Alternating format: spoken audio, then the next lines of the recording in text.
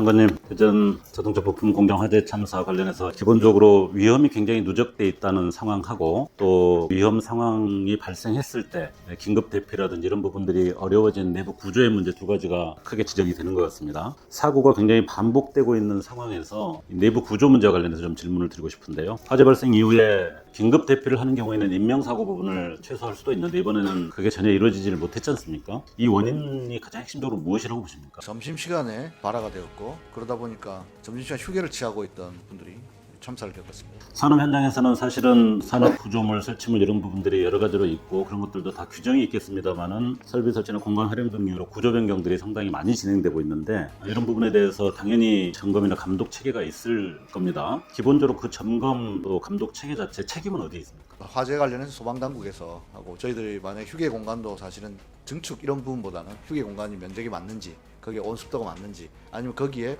경보도 인지할 수 있는지 이런 여부이지. 그래서 저희들 협업을 잘하는 게 중요하다고 생각합니다. 노동부에서는 이와 관련해서는 어떤 책임과 역할을 맡게 됩니까? 화재와 관련해서는 인화물질이 많은 것인지 아니면 작업 공정 속에서 불티가 발생할 수 있는지 이런 여부에 대해서는 산업 현장과 연관돼서 특히 산업 안전 문제와 연관해서 소방청이 이 문제에 대한 정확한 인식과 역할을 제대로 하고 있는지 그 부분과 관련해서 노동부하고는 어떤 식의 협업 체계나 역할 분담이 있는지 이 부분은 지금 현 단계 어떻게 논의가 진행되고 있습니까? 일단 소방청에서 여러 가지 문제가 제기되면 저희들에게 이제 통보하게 되어 있고 이번에도 불법 증축 문제가 이제 계속 문제가 되어서 오늘부터 저희들이 소방하고 같이 합동 점검을 선여 군데에 들어갑니다. 그걸 통해서 좀 협업 체계를 어떻게 구체할 건지 고민해봐야 될 것 같아요. 어쨌든 현재 파악된 단계에서 소방청에서 이 조사 결과 그 결과에 대해서 지방노동청이라든지 산업안전과 관련된 부처에 대해서 뭔가 통보를 해줬다거나 협의를 했다거나 그런 사전 작업이 있었습니까? 현재까지 제가 보고받지는 못했는데 다만 노동부가 해야 될 일을 생각해 본다면 통보 여부와 무관하게 이렇게 안전교육이 내실있게 진행되어 가지고 대피 훈련이라든지 일회사항 발생했을 때 행동 요령이라든지 이런 것들이 실제로 이루어졌는지 좀